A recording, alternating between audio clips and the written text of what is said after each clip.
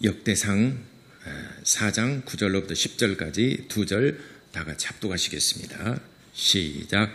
야베스는 그의 형제보다 귀중한 자라. 그의 어머니가 이름하여 이르되 야베스라 하였으니 이는 내가 수고로이 낳았다 함이었더라. 야베스가 이스라엘 하나님께 아뢰어 이르되 주께서 내게 복을 주시려거든 나의 지역을 넓히시고 주의 손으로 나를 도우사 나로 환난을 벗어나 내게 근심이 없게 하옵소서 하였더니 하나님이 그가 구하는 것을 허락하셨더라. 아멘. 오늘 중심에서 은혜 나누려고 하는 것은 야베스를 통한 기도의 응답 이란 제목으로 같이 은혜 나누고자 합니다. 우리 이렇게 두 번 고백합시다. 하나님은 기도의 응답을 주시는 분이시다. 합시다. 시작. 하나님은 기도의 응답을 주시는 분이시다. 하나님은 기도의 응답을 주시는 분이시다. 아멘. 예수께서 그렇게 말씀하셨습니다. 너희는 내게 무엇이든지 구하라. 무엇이든지 내게 구하라. 그러면은 내가 시행하리라. 우리가 할 수 없는 것을 주님께서 시행하리라. 사실 우리가 할 수 없는 불가항력적인 것들이 정말 우리의 삶 속에 너무너무나 많지 않습니까? 지금 우리가 코로나19도 우리가 정말 불가항력적이지 않습니까? 어디서 어떻게 확진자가 나타날지 그게 좀 보였으면은 눈에 보이면은 다리 요리조리 피해갈 것 아니겠습니까? 그러나 비를 피할 수 없듯이 코로나 바이러스가 눈에 보이지 않고 너무 작기 때문에 우리가 피할 수 없는 것입니다. 이건 불가항력적인 거예요. 우리 인간의 힘으로는 도저히 할 수 없는 것입니다. 그래서 주님께서 너희가 무엇이든지 내게 구하라. 그러면은 내가 알아서 내가 시행할 것이다. 그런데 우리가 왜 기도를 하고 실망하고 왜 기도하고 우리가 낙심하냐면은 우리가 하려고 하니까 그래요. 우리가 하려고 하니까 그게 너무 버겁고 이 태산을 넘을 수가 없고 홍해바다 앞에서 겁을 먹을 수밖에 없습니다. 내가 하려고 하니까 그렇습니다. 기도는 내가 할 수 없는 것을 주님께 부탁하는 것입니다. 그러니까 주님께 예수께서 말씀하셨어요. 너희는 기도하라. 기도하는 것은 우리의 몫입니다. 그러나 내가 시행하리라. 기도의 응답은 하나님이 하시는 것입니다. 근데 기도도 내가 하고 그것 시행도 내가 하려고 하니까 너무 버겁고 기도해도 너무 힘들고 그러니까 아예 기도 시도조차도 안 합니다. 그런데 오늘 이 시간 우리가 한 가지 분명하게 우리가 깨달읍시다. 내가 할 일, 나의 한계, 나의 한계 상황, 내가 할 일은 기도하는 것입니다. 기도는 주님이 대신해 주지 않습니다. 다른 사람 대신해 주세요. 내가 기도해야 되는 것입니다. 그래서 혹자들은 신학에서는 이렇게 말합니다. 거룩한 노동이라 이렇게 말합니다. 기도는 노동입니다. 노동이라는 것은 힘쓰고 애쓰고 수고해야 되는 것입니다. 저절로 되는 것이 아닙니다. 새벽에 일어나서 기도하는 거 저절로 되는 것이 아닙니다. 애쓰고 힘써서 기도하는 것입니다. 입을 벌려 기도하고 간구하는 것입니다. 그러면은 거기까지가 내가 해야 될 상황이고 응답은 하나님께로부터 오는 것입니다. 하나님이 시행하시는 겁니다.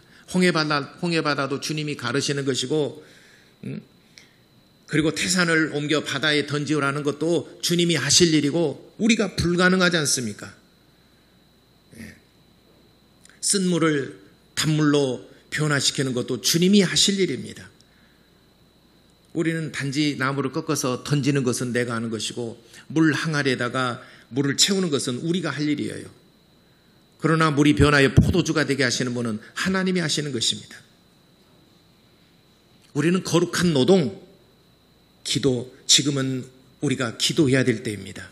이 코로나 바이러스가 엄중한 이 시대에 우리가 해야 될 것은 기도하는 일입니다.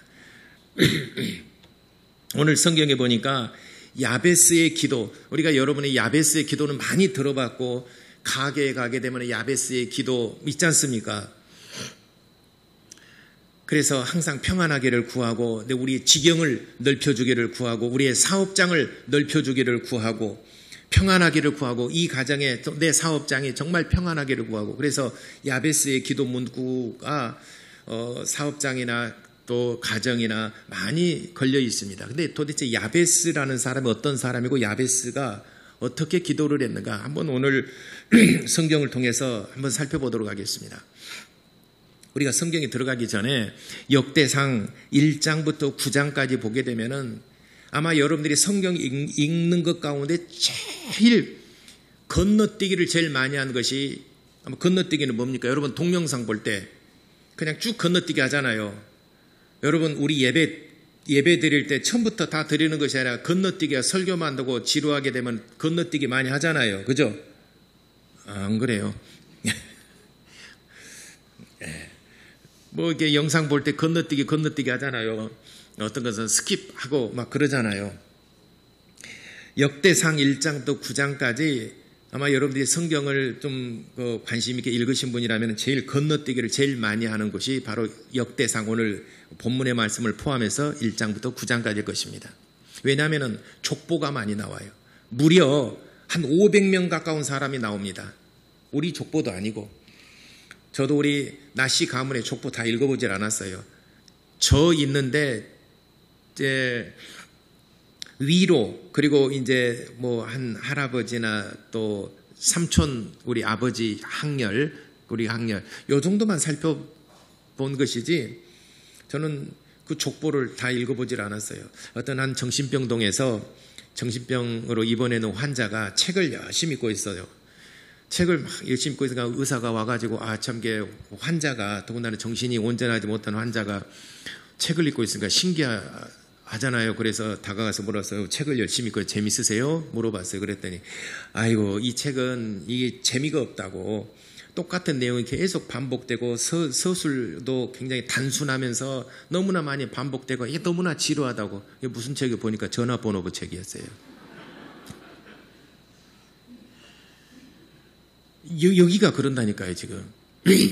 오늘 성경의 본문의 말씀이 역대상 1장부터 9장까지가 무려 한 500명 가까운 사람이 나오는데 누가 누구를 하고 누구를 계속 이렇게 나와 있어요.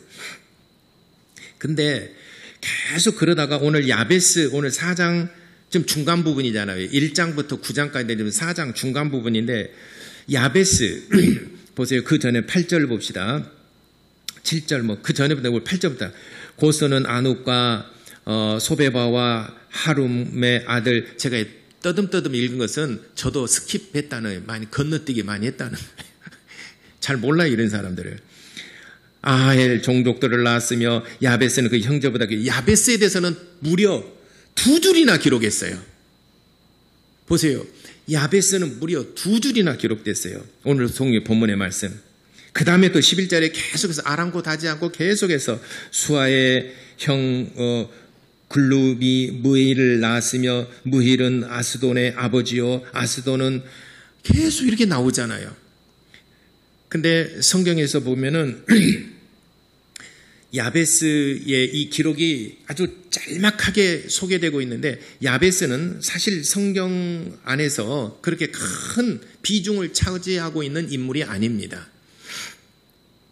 야베스 성경을 읽다 보면 여러분 야베스라는 이름이 크게 물론 세세히 들어가면 더 좀 나오지만 크게 3가지만 기억하시면 됩니다. 첫 번째, 야베스는 북이스라엘의 15대 왕 살룸의 아버지가 또 야베스입니다. 북이스라엘의 15대 왕 살룸의 아버지가 야베스예요. 근데 그 야베스가 아닙니다. 그 다음에 두 번째 야베스는 유다 지파에 속한 성읍, 지역 이름이 야베스가 있어요. 물론 영어에 보게 되면 영어 성경에는 야베스가 그 단어가 달라요. 그러나 우리가 지금 개역 성경이 번역될 때는 똑같이 야베스로 나와 있기 때문에 헷갈릴 수가 있어요. 유다 성읍의 한 그 도시 이름이 야베스라는 이름이 있어요. 그 다음에 세 번째는 오늘 이 성경 본문의 말씀에 유다 지파 사람 야베스가 있어요. 이 야베스는 다윗의 자손도 아닙니다. 그냥 유다 지파지만은 다윗의 자손은 아니에요. 그런데 오늘 이 야베스가 성경에서 거의 주목받지 못한 아주 미미한 그런 인물입니다. 그런데 야베스의 기도가 왜 이렇게 주목을 받고 왜 이렇게 위대한 우리도 다 기억하고 있는 다른 건 몰라도 야베스의 기도는 우리가 다 알고 있는가 하면은 2001년도에 브루스 윌킨슨 목사가 쓴 야베스의 기도라는 책을 출간을 했는데 무려 6개월 만에 48판이 인쇄가 됐어요. 48판이 인쇄가 돼서 전 세계적으로 팔려나갔습니다. 그래서 우리나라도 2001년도 6월경에 번역이 돼서 나왔습니다. 그래서 그 책을 읽으면서 전 세계적으로 야베스의 기도가 엄청나게 성경 속에서는 정말 2절밖에 안 나와요. 그리고 나오질 않아요. 그리고 이 야베스라는 인물에 대해서 나오질 않아요. 그런데 그 브루스 윌킨슨 목사님이 야베스를 엄청나게 홍보하는 홍보대사처럼 이렇게 해서 유명하게 되었습니다. 그런데 우리가 성경 전체적으로 보게 되면은 야베스라는 인물이 여기 이외에는 그 후로는 또 기록이 없어요. 여기밖에 나오질 않아요. 딱 2줄밖에 안 나와요. 그러니까 성경 전체를 통해서 차지하는 비중은 뭐 미미하고 그렇게 큰 인물은 아닌 듯 싶어요. 그렇지만은 이 역대상을 기록하는 기자가 1절부터 한 500여 명의 사람을 쭉 기록하면서 야베스에 대해서는 특별하게 2절이나 다른 사람은 한 절도 안 돼요. 누가 누구를 낳고 누가 누구를 낳고 누가 누구를 낳고 누가 누구 이렇게만 기록되어 있는데 무려 야베스는 엄청나게 그래서 2절이나 이렇게 기록을 하고 있다. 특별한 의미가 있을까? 야베스 인물에 대해서 이렇게 연구를 해보니까 야베스는 남유다가 바벨론에게 멸망을 받고 포로로 잡혀갔습니다. 바벨론으로 포로로 잡혀갔을 때 그의 어머니가 그 전쟁 중에 그 우한 중에 그 포로된 중에 이 아이를 낳았어요. 여러분 전쟁 중에 아이를 낳았다라고 하면은 여러분 그 아이가 얼마나 고통스럽고 어머니도 고통스럽고 그 아이도 고통스럽고 그러잖아요. 그러니까 아이를 내가 가졌어요. 근데 애기치하게 갑자기 전쟁이 일어났어요. 막 치열한 전쟁 중에 애기가 임신이 됐으니까 아이를 출산을 했잖아요. 먹을 것도 없고 생명의 위협을 받고 또 피난을 가야 되고 애기 울음소리 나게 되면 적군에게 들키니까 이건 뭐 이루 말할 수 없잖아요.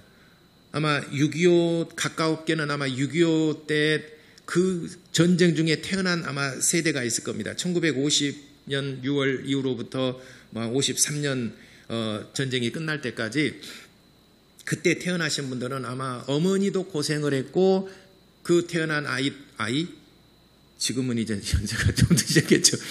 지금 한 70에서 이렇게 안팎이 되신 분들이잖아요.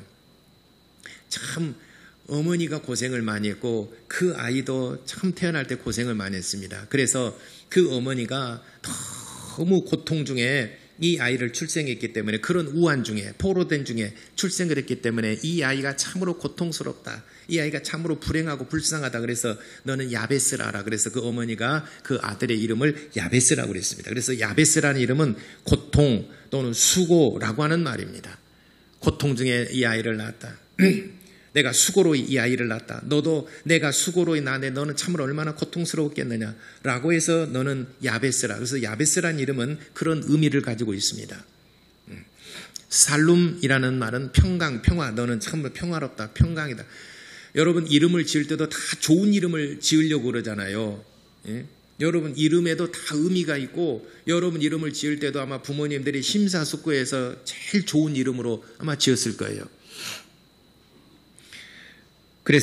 그런데 이 야베스 어머니는 야베스의 이름을 지을 때 9절에 내가 너희를 수고로 낳았다 해서 너를 야베스라 하였다라고 했습니다. 근데 야베스가 이렇게 이제 그 포로된 중에 그러니까 참 암울하고 어두운 시대에 출생을 해서 이렇게 자라다 보니까 하나님을 경배하고 말씀을 묵상하고 기도하는 그런 생활이 너무나 제약을 받아요.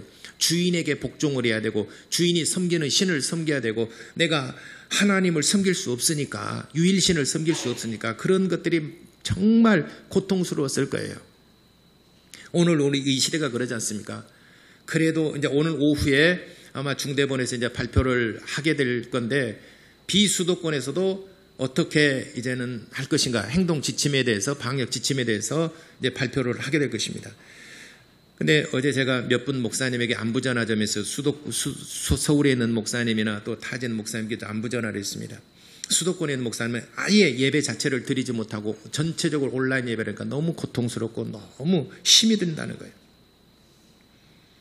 이때 우리가 정말 얼마나 고통스러운지. 우리도 작년 9월 무렵에 우리도 4주간 동안 전면 비대면했지 않습니까? 고통스럽고 하나님께 예배드리고 하나님께 기도하고 모여서 교제하고 식사하면서 교제하면서 하나님께 예배하고 섬김이 얼마나 우리에게 소중한 시간이었고 얼마나 그것이 귀한 것이었는가 우리가 깨달았지 않습니까?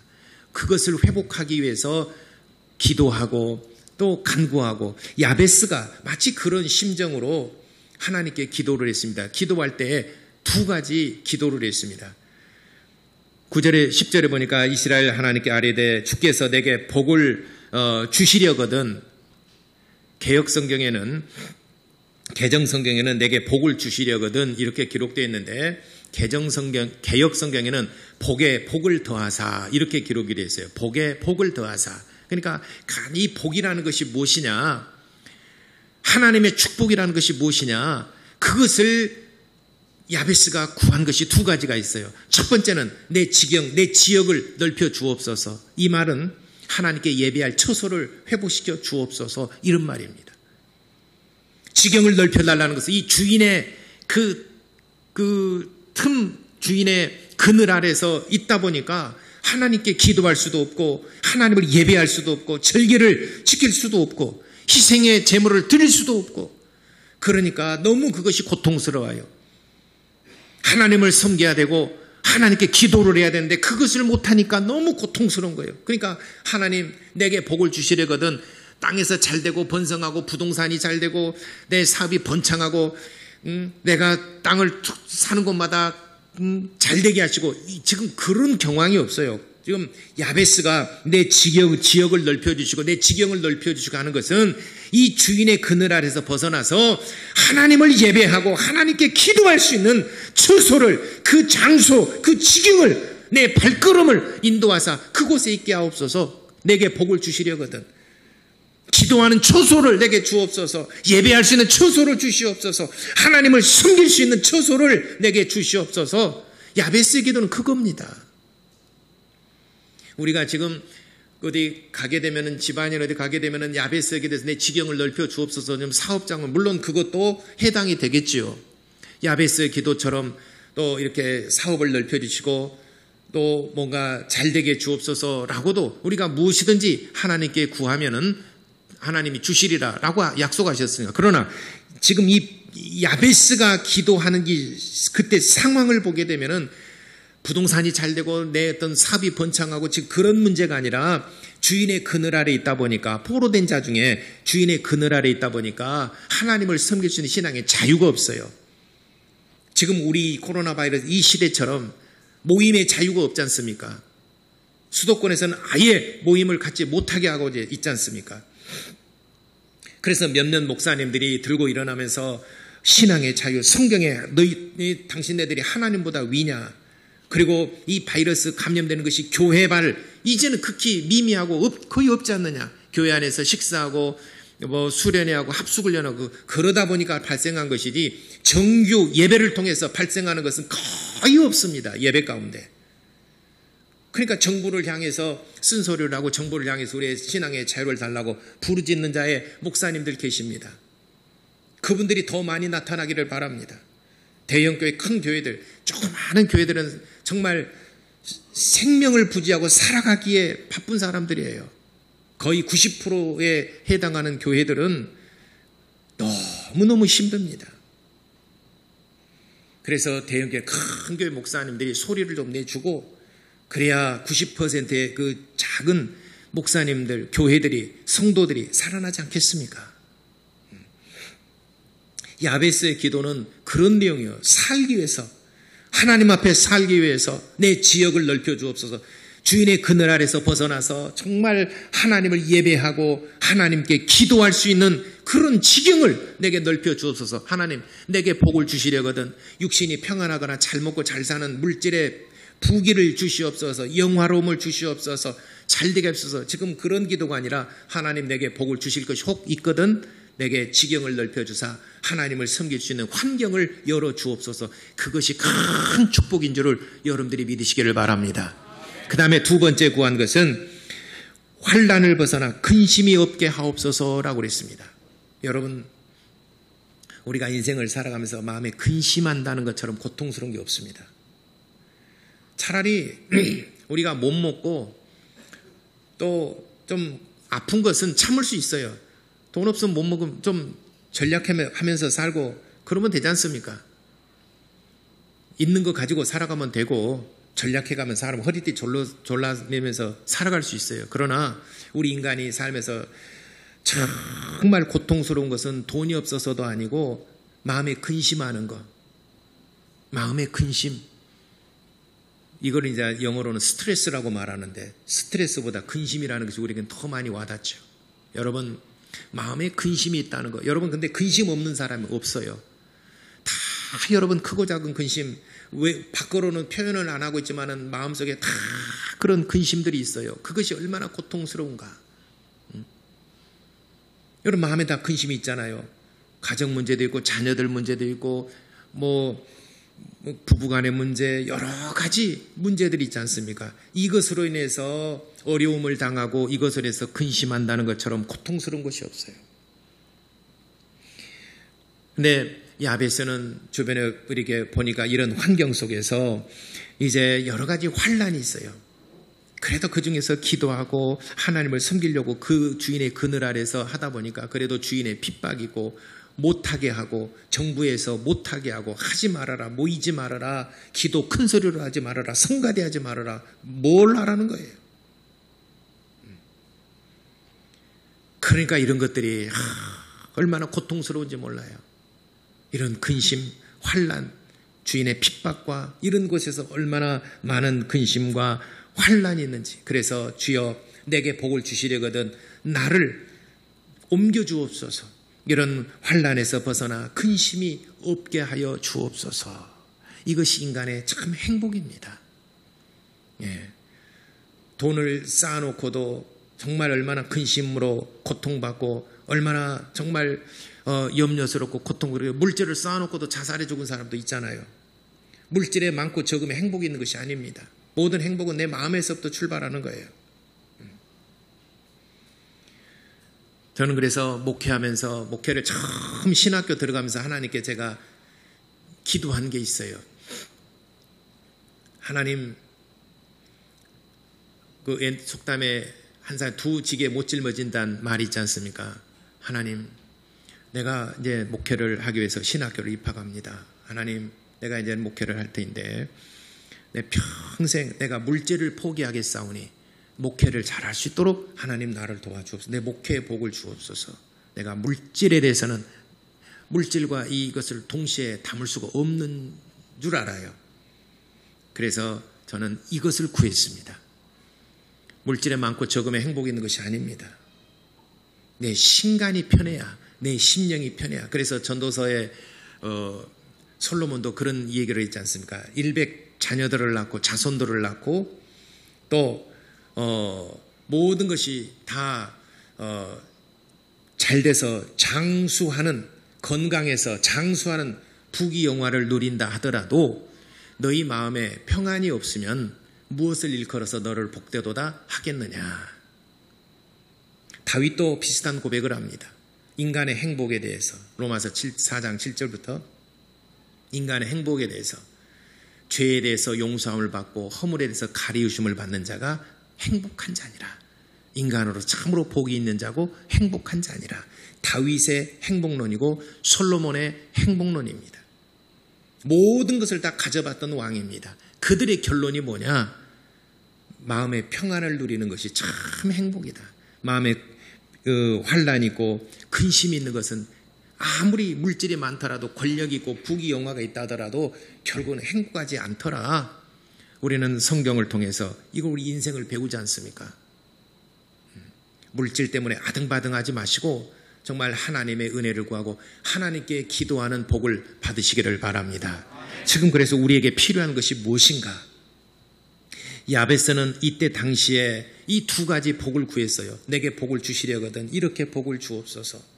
부귀영화를 구하지 않았습니다. 하나님을 섬기고 하나님께 정말 기도할 수 있는, 또 하나님을 섬길 수 있는 처소를 구했어요.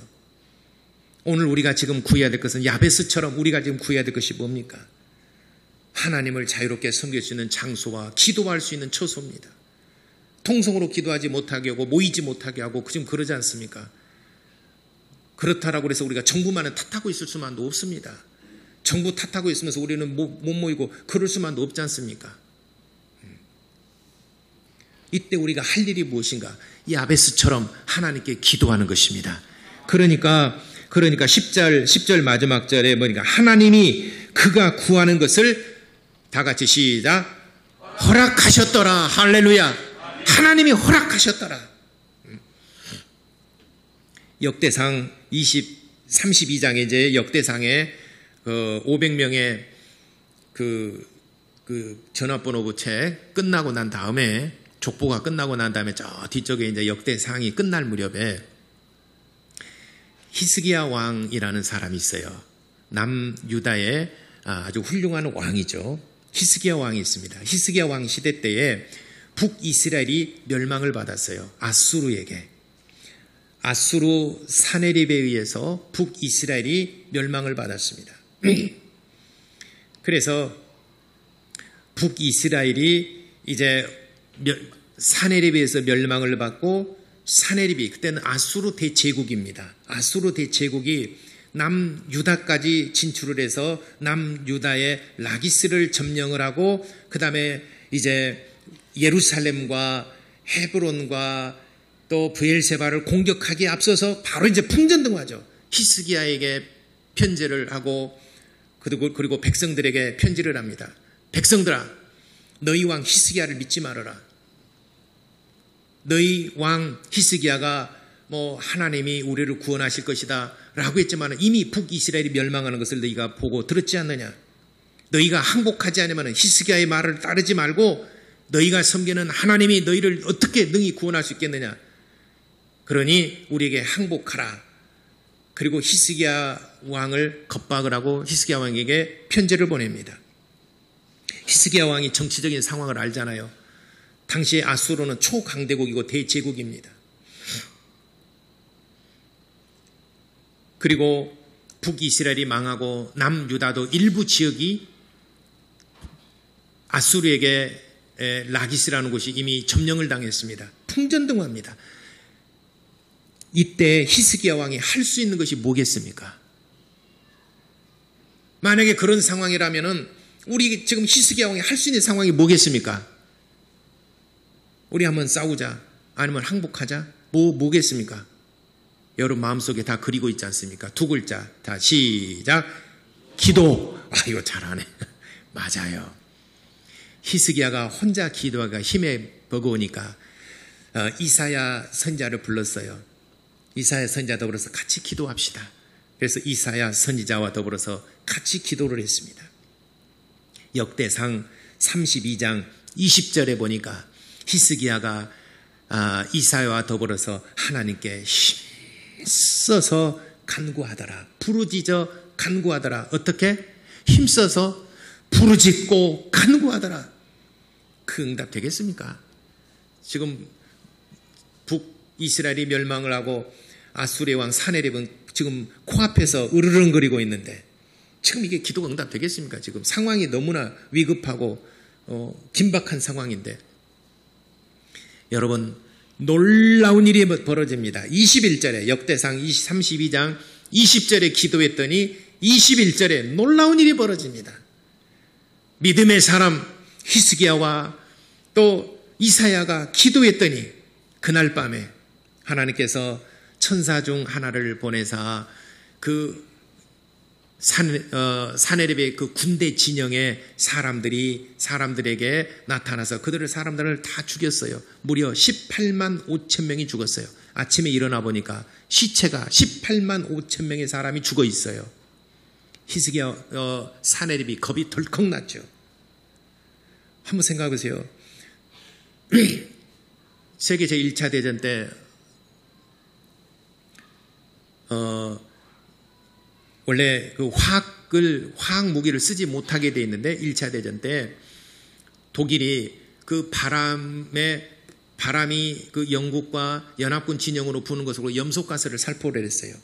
그날 밤에 아침에 일어나 보니까 코와 귀에 눈에 피를 쏟고 쓰러져 죽어진 사람이 연합군이 영국과 프랑스, 미군 연합군들이 15,000명이 죽었어요.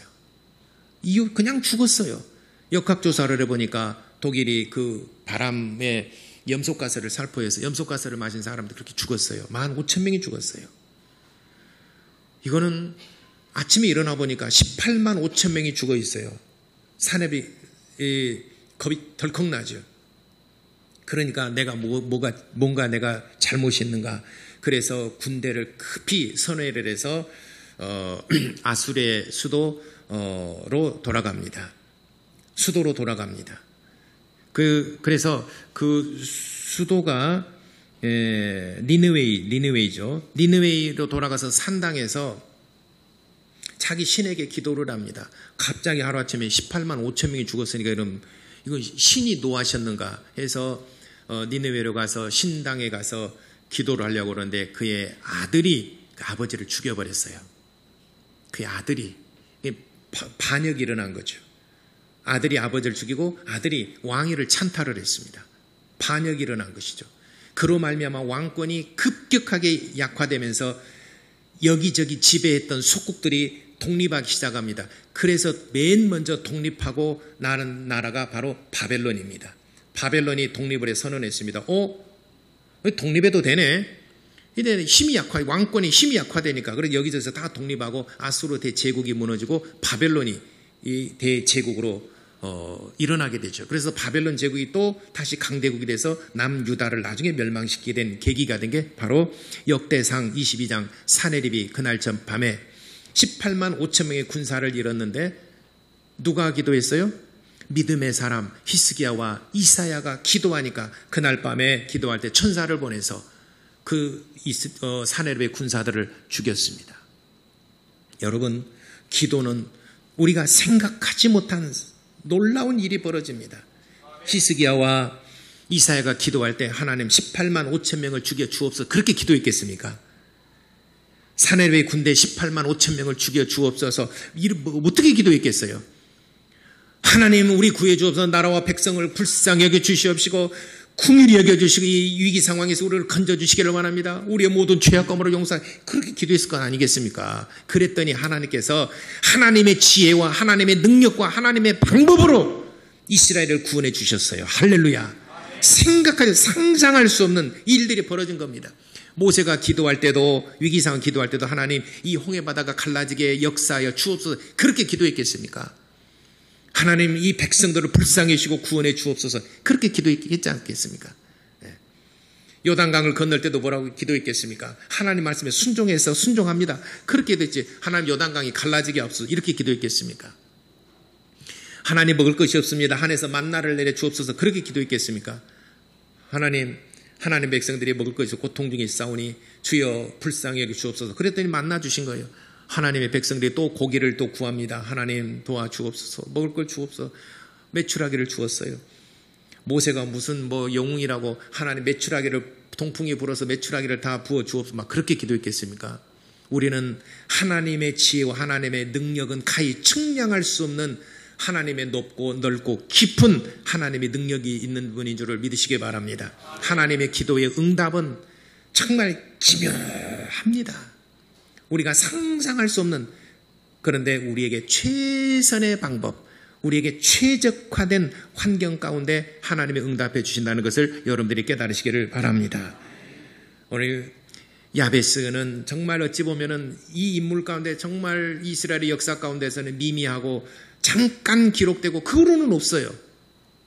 수많은 사람들이 기록되고 있는데 위대한 사람들 많지만은 이 성경 속에서 야베스는 지극히 평범하고 지극히 작은 사람입니다. 그러나 오늘 이 본문에 딱 2절을 기록해서 윌킨스 목사님이 이 2절에게 읽으면서 크게 감동을 받아서 이제 그 책을 펴냄으로 인해서 사람들이 야베스가 이런 인물이었구나라고 주목받기 시작을 했죠.